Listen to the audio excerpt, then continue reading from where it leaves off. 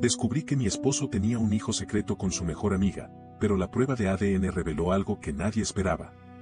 Nunca pensé que llegaría el día en que tendría que escribir esto. Siempre imaginé mi vida como algo estable, con los problemas normales de cualquier matrimonio, pero sin grandes traiciones, sin mentiras escondidas en lo más profundo de las sombras. Me engañé a mí misma creyendo que conocía a la persona con la que dormía cada noche, que los años de convivencia, de conversaciones, de momentos íntimos y de complicidad significaban algo real, algo sólido. Ahora me doy cuenta de que fui ingenua, de que viví atrapada en una burbuja de confianza que solo existía en mi cabeza, mientras él, a mis espaldas, construía una vida paralela que nunca tuvo la intención de revelarme. Mi esposo, Daniel, y yo llevábamos 7 años de matrimonio. Nos conocimos en la universidad y, como en cualquier historia típica, comenzamos con una amistad que eventualmente se convirtió en algo más. Siempre lo vi como un hombre responsable, alguien en quien podía confiar, alguien que, aunque no fuera perfecto, tenía la capacidad de hacerme sentir segura. Y eso fue lo que más me dolió cuando todo salió a la luz, la seguridad que creí tener era solo una ilusión. Daniel siempre tuvo una mejor amiga, Clara. Una presencia constante en su vida desde la infancia, alguien que, según él, era como una hermana, una persona inofensiva que formaba parte de su mundo mucho antes de que yo apareciera en él. Yo nunca sentí que tuviera derecho a cuestionar esa amistad, y aunque en algunos momentos noté ciertos gestos, ciertas actitudes que me incomodaban, nunca hice una escena ni puse en duda la palabra de mi esposo. Cada vez que mi intuición me susurraba que algo no encajaba del todo, él tenía una respuesta lógica, una justificación que, aunque no siempre me convencía del todo, terminaba aceptando porque el amor te ciega. Te vuelve dócil, te hace ignorar las señales de advertencia hasta que es demasiado tarde. Y fue demasiado tarde cuando lo descubrí. Todo comenzó hace 3 meses, en un día cualquiera que no tenía nada de especial. Daniel y yo estábamos esperando una factura importante por correo electrónico y, como él estaba ocupado en una reunión, me pidió que revisara su bandeja de entrada. Era algo que había hecho antes, sin problemas, sin sospechas. No había ninguna razón para pensar que aquel simple acto de abrir su cuenta en la computadora de casa cambiaría mi vida para siempre. Fue ahí donde lo vi. Un correo de Clara, con un documento adjunto. El asunto decía simplemente para que lo tengas guardado. No sé qué fue lo que me hizo abrirlo sin dudar. Tal vez fue la confianza con la que lo hice, la naturalidad con la que creía que en su bandeja de entrada no habría nada que pudiera lastimarme. Tal vez fue el hecho de que el mensaje era tan breve, tan ambiguo, que me despertó una curiosidad instintiva. El documento era una partida de nacimiento. Al principio, mi cerebro tardó en procesarlo. Vi el nombre del niño, la fecha de nacimiento, el nombre de la madre. Y entonces, mis ojos descendieron hasta la sección que marcaba el nombre del padre. El nombre de Daniel. Me quedé inmóvil, sintiendo como la realidad se partía en dos delante de mí. Volví a leer el documento, 1, 2, 3 veces, intentando convencerme de que había algún error, de que quizá no estaba viendo bien, de que no era lo que parecía. Pero cada vez que mis ojos recorrían las mismas palabras, la verdad se hacía más pesada, más aterradora. Mi esposo tenía un hijo. Un niño de 4 años. El cálculo fue inmediato. 4 años significaba que había nacido cuando Daniel y yo ya estábamos casados. No era algo del pasado, no era un error de juventud ni una historia enterrada antes de que yo llegara a su vida. Era una traición en pleno matrimonio. Recuerdo el sonido de mi propia respiración volviéndose errática, el peso de mi cuerpo sobre la silla, el temblor de mis manos cuando tomé el mouse para imprimir el documento. No sé por qué lo imprimí. Tal vez necesitaba sostener la prueba en mis manos, tal vez mi mente aún se resistía a creerlo si no lo tenía físicamente frente a mí. No podía estar en esa casa ni un segundo más. Agarré mi bolso, salí sin rumbo fijo, con el corazón latiéndome en los oídos. Caminé por las calles sin siquiera saber a dónde iba, dejando que mis pies me llevaran mientras mi cerebro intentaba organizar los pensamientos que chocaban entre sí. Me hice 1000 preguntas. ¿Desde cuándo lo sabía? ¿Por qué nunca me lo dijo? ¿Cómo pudo vivir conmigo todos estos años, acostarse a mi lado cada noche, besarme, mirarme a los ojos y decirme que me amaba, sabiendo que tenía un hijo con otra mujer? Y más importante aún, ¿cuántas veces había estado con Clara mientras yo creía que era solo una amiga? Pasé varias horas fuera, deambulando sin rumbo. Cuando finalmente reuní el valor para regresar a casa, Daniel ya estaba allí. Estaba sentado en el sofá, con la televisión encendida, como si fuera un día cualquiera, como si su mundo no estuviera a punto de desmoronarse. Me planté frente a él y, sin preámbulos, sin rodeos, le arrojé la copia del documento sobre la mesa. Vi cómo sus ojos bajaban, cómo los recorría con una lentitud irritante. Luego levantó la mirada y, en lugar de verse sorprendido, en lugar de actuar como alguien que acaba de ser descubierto en una mentira monumental, simplemente suspiró. Pasó una mano por su cara y dijo con una calma insoportable: sabía que tarde o temprano lo descubrirías. No hubo enojo en su voz. No hubo nerviosismo ni intentos de negarlo. Él ya estaba preparado para este momento. Y en ese instante, lo supe. Nunca tuvo la intención de contarme. Nunca quiso que yo supiera la verdad, porque para él, no era necesario que la supiera. Había tomado la decisión de ocultármelo para siempre, de mantenerme en la ignorancia mientras él manejaba su doble vida en secreto. Pero lo que él no sabía, lo que ninguno de los dos esperaba, era que yo no iba a conformarme con simplemente aceptar la mentira. Porque si él había vivido en un engaño durante 4 años, entonces yo estaba a punto de revelarle una verdad que haría que todo su castillo de naipes se derrumbara. No iba a quedarme quieta. No iba a ser la mujer engañada que llora en un rincón. Y, sobre todo, no iba a permitir que él siguiera con su mentira sin consecuencias. Actualización 1. Han pasado 2 días desde que descubrí la verdad sobre Daniel y su hijo secreto. 2 días en los que he oscilado entre la furia y la desesperación, entre el deseo de gritarle en la cara y la necesidad de entender cómo pudo hacerme esto. Pero lo que más me atormenta no es el hecho de que me haya ocultado algo tan grande, sino la frialdad con la que reaccionó cuando lo confronté. No hubo remordimiento, no hubo súplicas de perdón ni intentos desesperados por justificarse. Solo un suspiro cansado, como si hubiera estado esperando este momento desde hacía tiempo, como si el peso de su mentira hubiera sido demasiado para él y, en lugar de asumir la responsabilidad, simplemente dejó que cayera sobre mí como una sentencia inevitable. Durante esas primeras horas, intenté hablar con él. No porque quisiera salvar nuestro matrimonio, sino porque necesitaba respuestas. Me senté frente a él con la partida de nacimiento en las manos, la misma hoja que había impreso con manos temblorosas y que ahora sentía como una evidencia irrefutable de su traición. Le pregunté cómo había sucedido, cuando se enteró, porque nunca me lo dijo. Pero su respuesta fue aún más devastadora que el propio descubrimiento. Con una expresión impasible, como si no estuviera destruyendo lo poco que quedaba de mi confianza en él, simplemente dijo que no veía la necesidad de contármelo. Que había manejado la situación de la mejor manera posible y que lo único que importaba era que yo nunca tuve que preocuparme por nada. Cada una de sus palabras me golpeó como un mazazo en el pecho. Según él, su silencio era una muestra de su capacidad para manejar sus propias responsabilidades, una forma de protegerme de algo que, en sus propias palabras, no habría cambiado nada entre nosotros. Pero para mí, su silencio era la peor de las traiciones, una decisión consciente de mantenerme en la oscuridad mientras él vivía una doble vida.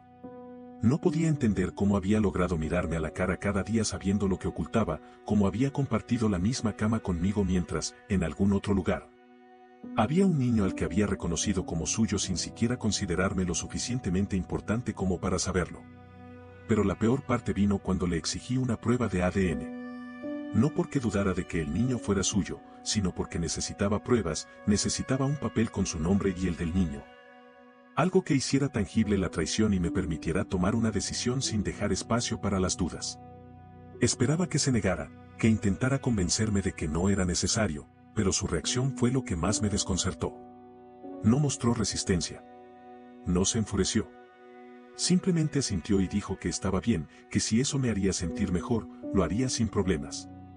Ese fue el primer indicio de que algo no encajaba del todo.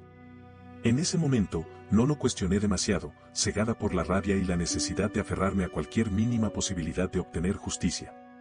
No pensé en su expresión relajada ni en la forma en que evitaba mirarme a los ojos. Solo me concentré en que la prueba de ADN me daría lo que necesitaba, la certeza absoluta de que mi esposo no solo era un mentiroso, sino también un hombre capaz de crear una familia paralela sin el menor remordimiento. El proceso de la prueba tomó más tiempo del que hubiera querido. Cada día de espera fue un infierno, un recordatorio constante de que mi vida se había convertido en un torbellino de mentiras que ni siquiera sabía cómo empezar a desenredar. Me distancié de Daniel, evité hablar con él más de lo necesario, dormí en la habitación de invitados y pasé la mayor parte del tiempo fuera de casa, tratando de encontrar algún tipo de consuelo en la soledad de los cafés. En los paseos sin rumbo fijo, en la sensación de que al menos en la calle nadie sabía lo que estaba pasando.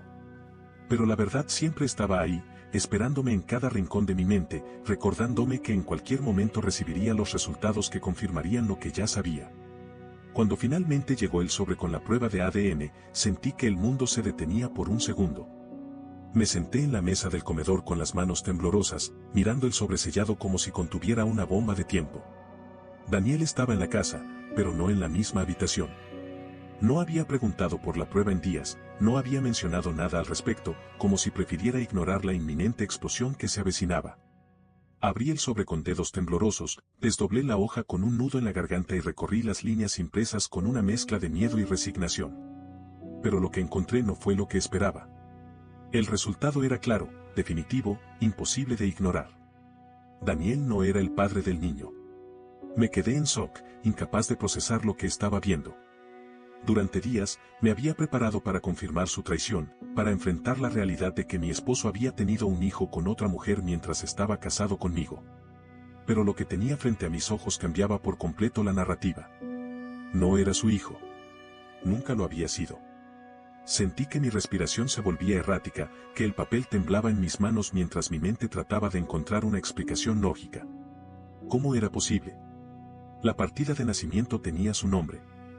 La historia que Clara le había contado era clara, él era el padre, él había asumido esa responsabilidad sin dudarlo. Entonces, ¿por qué la prueba decía lo contrario? Busqué a Daniel con la mirada, esperando verlo sorprendido, esperando que su reacción reflejara el mismo impacto que yo sentía en ese momento. Pero lo que encontré fue algo aún más perturbador. No había confusión en su rostro, no había incredulidad ni desesperación. Solo un largo suspiro, una exhalación pesada que dejó escapar como si finalmente se quitara un peso de encima. Y ahí, en ese instante, lo supe. Él ya lo sabía. No estaba sorprendido porque esto no era una revelación para él. No estaba en shock porque en algún momento, antes de que yo descubriera la verdad, antes de que lo confrontara, antes de que pidiera la prueba de ADN, él ya se había dado cuenta de que había sido engañado. Clara lo había manipulado. Lo había hecho creer que ese niño era suyo y él, por la razón que fuera, lo había aceptado sin cuestionarlo. Había vivido durante 4 años con la convicción de que tenía un hijo, que tenía una responsabilidad, que debía proteger a Clara y a ese niño. Y ahora, cuando la verdad estaba sobre la mesa, cuando su mentira colapsaba junto con la de ella, ni siquiera tuvo la decencia de admitirlo antes de que yo lo descubriera por mi cuenta. La rabia que sentí en ese momento fue diferente a todo lo que había experimentado antes. No era solo el enojo de una esposa engañada. Era la furia de alguien que se daba cuenta de que había estado casada con un cobarde, con un hombre que no solo me había mentido a mí, sino que se había dejado manipular hasta el punto de vivir una mentira que ni siquiera le pertenecía. No tenía idea de lo que iba a hacer con esa información, pero una cosa era segura, la historia no terminaba aquí. Apenas estaba comenzando. Actualización 2. Han pasado varias semanas desde que recibí los resultados de la prueba de ADN, pero la sensación de incredulidad sigue impregnando cada uno de mis pensamientos. La imagen de Daniel, sentado frente a mí con ese suspiro de resignación, con esa falta de sorpresa que lo delataba, sigue persiguiéndome cada vez que cierro los ojos. No puedo dejar de repetir en mi mente aquel momento exacto en el que me di cuenta de que él ya lo sabía, de que en algún punto de esos 4 años de mentira, en algún instante en el que Clara lo había mantenido atado a su engaño, él había descubierto la verdad y, aún así, había decidido no hacer nada. Durante días, intenté comprender sus razones. Me senté con la prueba en las manos, repasando una y otra vez las implicaciones de lo que significaba. Daniel había vivido creyendo que tenía un hijo, había enviado dinero, había mantenido el contacto con Clara en secreto. Había permitido que la presencia de ese niño influyera en su vida mientras yo seguía creyendo que nuestro matrimonio estaba construido sobre la honestidad. Pero lo que más me consumía era la pregunta que se repetía en mi cabeza sin cesar: si él sabía que el niño no era suyo, ¿por qué nunca lo enfrentó? ¿Por qué nunca hizo nada para detener el engaño? ¿Por qué continuó enviándole dinero? ¿Por qué permitió que yo viviera en la ignorancia mientras él cargaba con una mentira que ya conocía? La respuesta llegó de la peor manera posible. En un intento desesperado por encontrar alguna justificación, por hallar una explicación que le diera sentido a todo, decidí buscar más información sobre Clara. Sabía que Daniel no me diría nada, no porque no pudiera, sino porque en el fondo, había llegado a aceptar que era un cobarde, que prefería enfrentar la culpa en silencio antes que admitir la verdad. Así que hice lo único que me quedaba, comencé a investigar por mi cuenta. Lo primero que hice fue revisar el historial de transacciones bancarias. No sabía si encontraría algo, pero en el fondo de mi mente había una sospecha que me carcomía, una idea que no podía ignorar. Si Daniel había estado enviando dinero durante años bajo la creencia de que el niño era suyo, debía haber algún rastro de esos pagos. Me tomó horas revisar los estados de cuenta, desplazándome entre cifras y fechas, tratando de hallar algún patrón. Y ahí estaba. Pagos mensuales, constantes, a una cuenta a nombre de Clara. Cantidades que no eran insignificantes, sumas lo suficientemente grandes como para haber afectado nuestras finanzas sin que yo lo notara. Un patrón que había comenzado hace exactamente 4 años, coincidiendo con la fecha de nacimiento del niño. No había sido un pago ocasional, no había sido un gesto aislado. Daniel había estado financiando la vida de Clara y su hijo de manera sistemática. La revelación fue como un balde de agua fría. No solo había sido un engaño emocional, no solo me había ocultado la existencia del niño, sino que también había destinado parte de nuestros ingresos a mantener una mentira que ni siquiera le pertenecía. No supe cómo reaccionar en ese momento. Me quedé mirando la pantalla del computador, incapaz de procesar lo que tenía frente a mis ojos. No sé cuánto tiempo estuve así, pero cuando finalmente pude moverme, la rabia tomó el control de mi cuerpo. Esperé a que Daniel llegara a casa esa noche. Esta vez, no iba a permitirle evadirme, no iba a dejar que se escudara en su silencio o en esa actitud indiferente que me había mostrado la última vez. Apenas entró por la puerta, lo confronté con las pruebas en la mano. Le mostré el historial de pagos, le exigí respuestas, le pedí que me dijera la verdad sin rodeos. Lo observé mientras leía los documentos, esperando cualquier tipo de reacción que demostrara arrepentimiento, culpa o al menos una mínima señal de que entendía la gravedad de lo que había hecho. Pero su respuesta fue incluso peor de lo que imaginé. Con la misma calma desesperante con la que había aceptado la prueba de ADN, con el mismo suspiro resignado con el que admitió que sabía la verdad, simplemente se encogió de hombros y dijo que, en el fondo, había preferido seguir enviándole dinero a Clara porque no quería enfrentar las consecuencias de admitir que lo habían engañado. Me miró con esa expresión vacía y dijo que al principio había estado convencido de que el niño era suyo, que había aceptado la responsabilidad sin cuestionarla porque confiaba en Clara. Porque nunca creyó que ella fuera capaz de mentirle sobre algo así. Pero con el tiempo, con ciertos comentarios que ella hacía, con la forma en que evitaba que él pasara demasiado tiempo con el niño, con las inconsistencias en su historia, comenzó a dudar. Cuando finalmente se hizo una prueba de ADN por su cuenta, mucho antes de que yo descubriera la existencia del niño, ya tenía la sospecha de que algo andaba mal. Y cuando los resultados confirmaron que no era el padre, en lugar de enfrentarlo, en lugar de exigir explicaciones, simplemente optó por seguir con la mentira porque, en sus palabras, no quería lidiar con el escándalo. No podía creer lo que estaba escuchando. Me quedé mirándolo, sintiendo cómo la ira se apoderaba de cada célula de mi cuerpo, como mi visión se nublaba por la frustración. Durante años, Daniel había estado manteniendo a Clara y a un niño que no era suyo, había estado enviándole dinero, había permitido que yo viviera engañada, todo porque no quería lidiar con el escándalo. No era solo un cobarde. Era un idiota.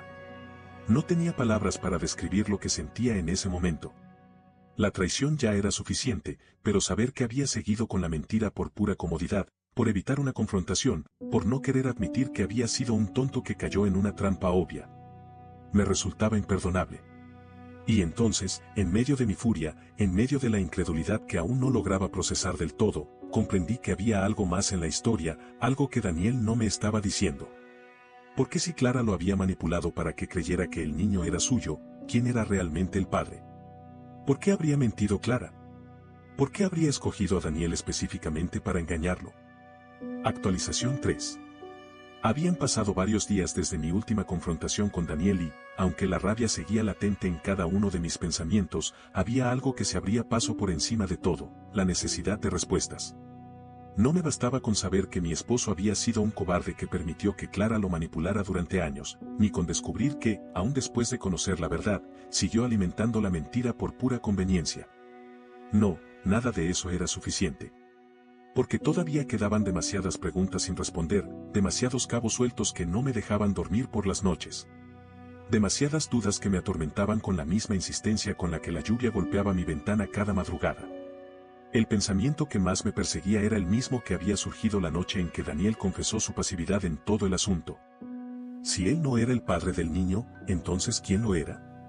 Y más importante aún, ¿por qué Clara había decidido engañarlo específicamente a él? Podría haber desaparecido, podría haber ocultado su embarazo, podría haber elegido a cualquier otro hombre, pero no lo hizo. En su lugar, le tendió una trampa elaborada a Daniel, lo convenció de que el niño era suyo y lo mantuvo bajo control durante 4 años. ¿Por qué? Había una respuesta para todo esto. Y no iba a detenerme hasta encontrarla. No tenía sentido hablar más con Daniel. Su indiferencia ya no me sorprendía, su falta de voluntad para arreglar las cosas o siquiera darme información útil solo me confirmaba que él ya había aceptado su papel en la historia.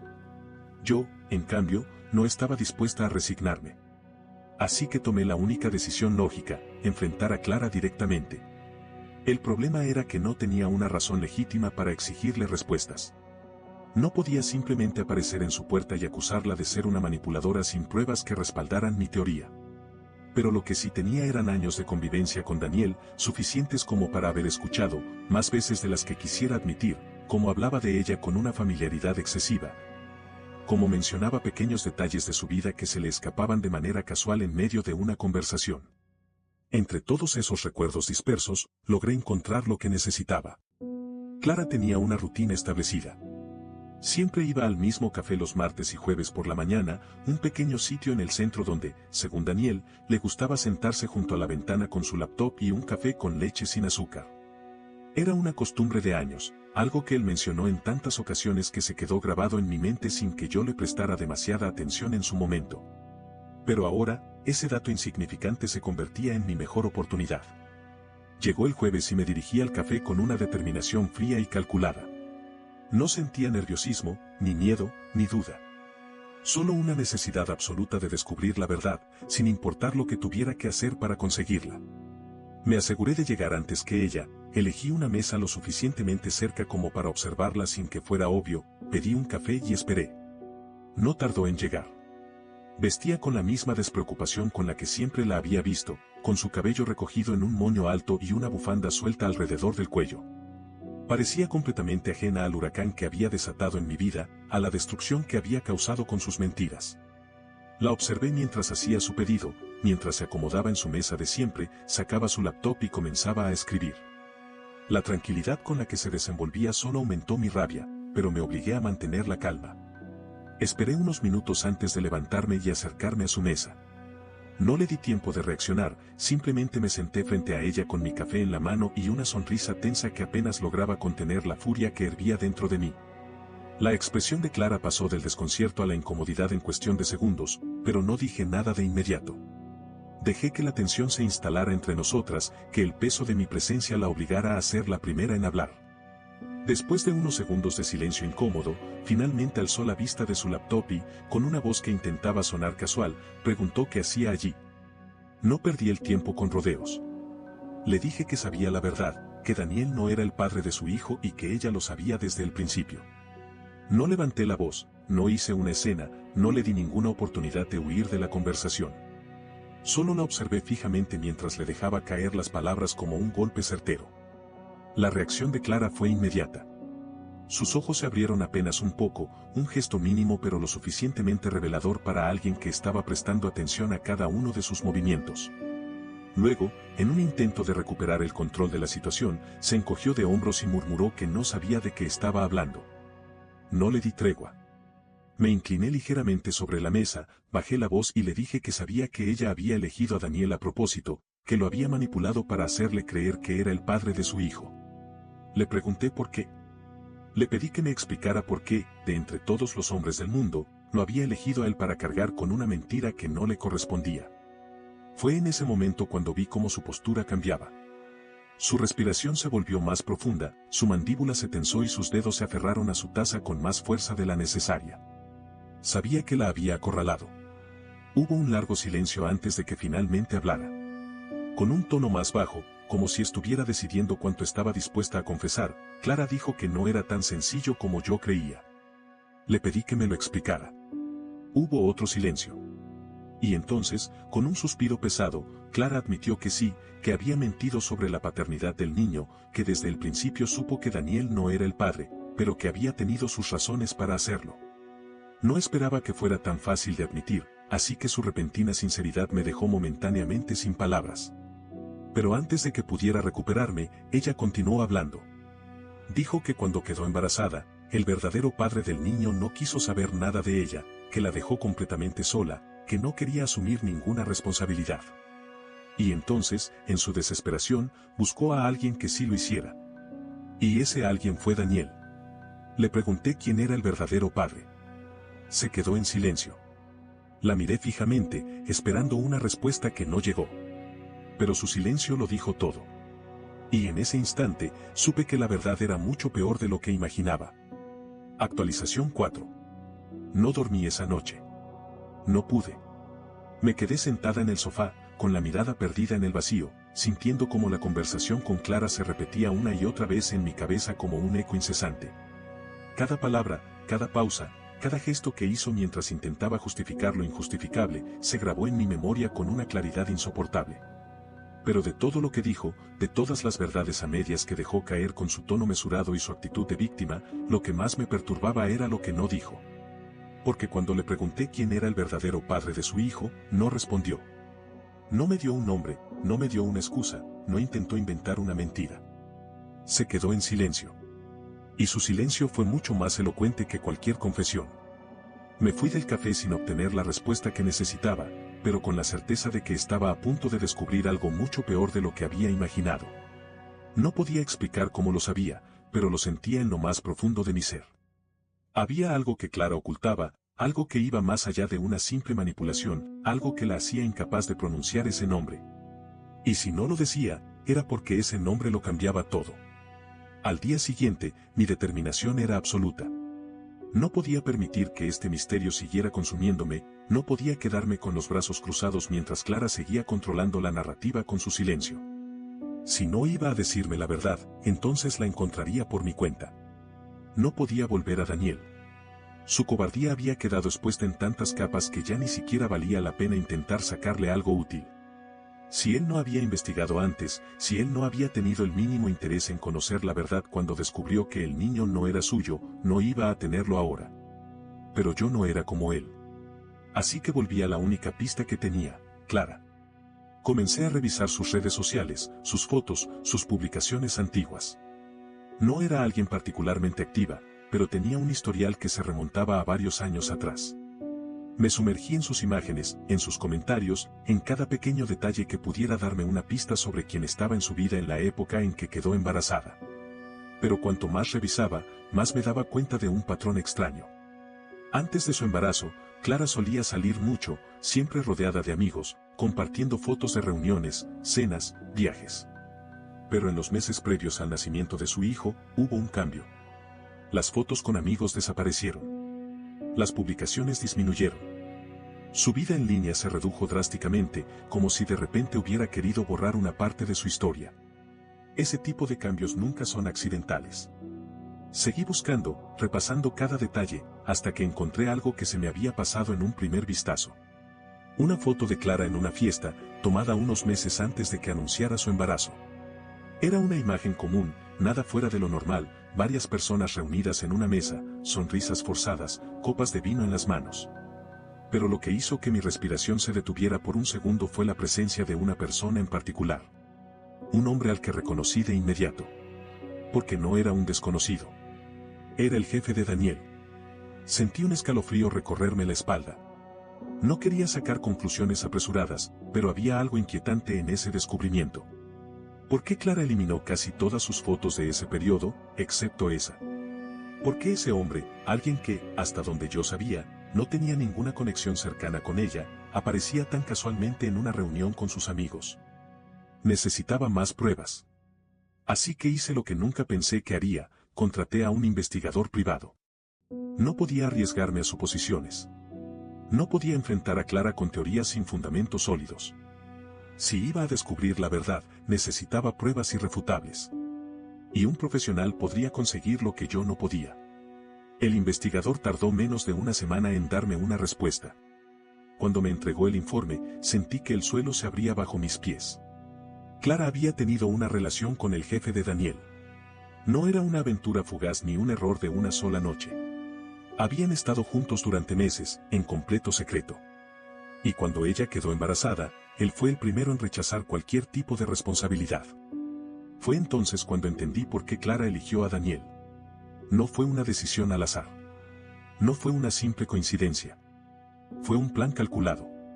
Daniel trabajaba para él. Dependía de él. Estaba en una posición en la que jamás se atrevería a desafiarlo. Si Clara hubiera intentado forzar a su verdadero padre a asumir la paternidad, habría terminado enfrentándose a un hombre con poder, con recursos, con la capacidad de hacer que desapareciera de un día para otro. En cambio, Daniel era el blanco perfecto, alguien manipulable, alguien que confiaba en ella, alguien que nunca haría demasiadas preguntas. Me quedé mirando el informe con el corazón latiendo desbocado. Todo tenía sentido ahora. La forma en que Clara logró convencer a Daniel sin esfuerzo, la razón por la que nunca lo dejó pasar demasiado tiempo con el niño, el motivo por el que nunca le exigió que fuera más allá de lo estrictamente necesario. No necesitaba un padre para su hijo. Necesitaba un escudo. Pero lo peor de todo no era lo que había descubierto. Era lo que iba a hacer con esa información. Porque, por primera vez en toda esta historia, tenía el poder en mis manos. Y no iba a desperdiciarlo. Actualización final. Han pasado 2 meses desde que recibí el informe del investigador privado y, aunque la furia inicial ha disminuido, lo que siento ahora es algo mucho más peligroso. No es rabia descontrolada ni un deseo impulsivo de venganza inmediata. Es algo más frío, más calculado. Durante semanas, analicé cada detalle, cada opción, cada posible desenlace. No podía simplemente dejarlo pasar, no podía seguir adelante como si nada hubiera ocurrido, no después de todo lo que había descubierto.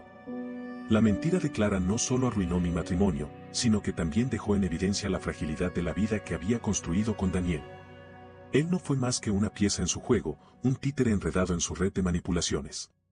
Pero lo más imperdonable de todo era que él había permitido que esto ocurriera, que había optado por la cobardía en lugar de la verdad.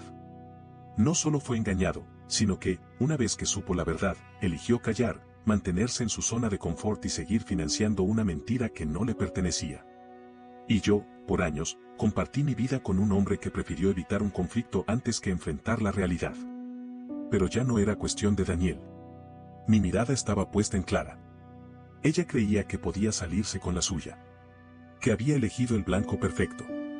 Que podía tejer su telaraña de mentiras sin que nadie la descubriera. Y hasta ahora, le había funcionado. Hasta ahora. Lo primero que hice fue asegurarme de que la verdad llegara a la persona que más la temía, el jefe de Daniel. No podía simplemente enfrentarme a él directamente, porque un hombre con su poder jamás se dejaría intimidar por alguien como yo. Pero Clara había cometido un error grave, en algún punto de su desesperación, había confiado en la persona equivocada. El investigador privado me proporcionó más que solo pruebas de su relación. Consiguió capturas de mensajes, correos electrónicos eliminados que habían sido recuperados y, lo más valioso de todo, un audio de una conversación que Clara había tenido con una de sus amigas más cercanas, donde admitía que había elegido a Daniel porque era un hombre fácil de manejar y que nunca podría atreverse a decirle la verdad a su jefe. Ese audio fue la pieza clave. Asegurarme de que llegara a las manos correctas fue sencillo. Un correo anónimo. Un mensaje breve y directo. Y lo envié no solo a su jefe, sino también a la esposa de su jefe. No tardé en ver las consecuencias. En menos de una semana, Clara perdió su empleo. No necesitaba confirmarlo directamente, pero a través de redes sociales supe que su situación económica se había vuelto inestable. Su círculo social comenzó a cerrarse, los mismos amigos que la habían respaldado comenzaron a distanciarse. Y, como si fuera una obra de teatro perfectamente ensayada, la noticia llegó a los oídos de Daniel antes de que yo tuviera que decirle nada. Cuando me enfrentó, su reacción fue patética. No había furia en su voz, no había indignación. Solo una mezcla de miedo y frustración. Me dijo que lo que había hecho había sido innecesario, que ya había suficiente dolor en todo esto, que arruinar la vida de Clara no cambiaría nada. Se atrevió a decir que, a pesar de todo, ella seguía siendo su amiga. Esa fue la última vez que hablé con él. Le entregué los papeles de divorcio sin una palabra más. No le debía explicaciones. No le debía compasión. La vida de Clara continuó desmoronándose. Sin el apoyo financiero de Daniel, sin la estabilidad de su empleo y sin la red de contactos que la protegía, se vio obligada a enfrentar la realidad. Su verdadero problema no era que la hubiera expuesto. Su verdadero problema era que había construido su vida entera sobre una mentira, y una vez que esa mentira se derrumbó, no tenía nada más a lo que aferrarse. Yo, por mi parte, no sentí culpa. No porque fuera insensible, sino porque entendí que la venganza no era solo una forma de hacer justicia, sino una manera de asegurarme de que nadie más volviera a subestimarme. La historia de Clara y Daniel terminó. Pero la mía apenas comenzaba. No olvides dejar tu opinión en los comentarios, dejar tu like y compartir este video.